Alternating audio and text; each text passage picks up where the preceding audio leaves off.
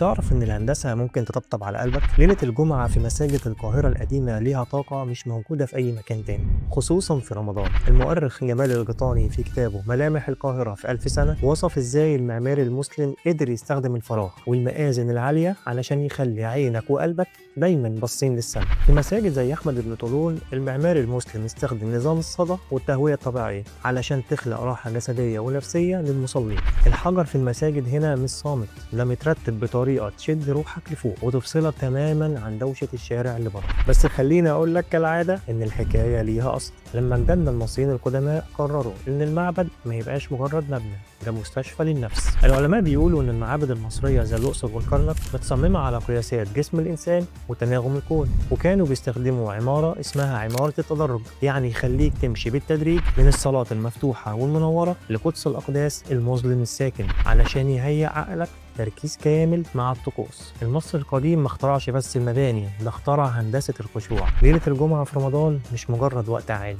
دي رحلة في مكان اتصمم علشان يريحك. ايه هو اكتر اثر او جامع لما تدخله بتحس ان همومك اختفت؟ احكوا لنا عن مكانكم السري في التعليقات، واستنونا في حلقة جديدة من اصلها ايه مع بتوع الاثار.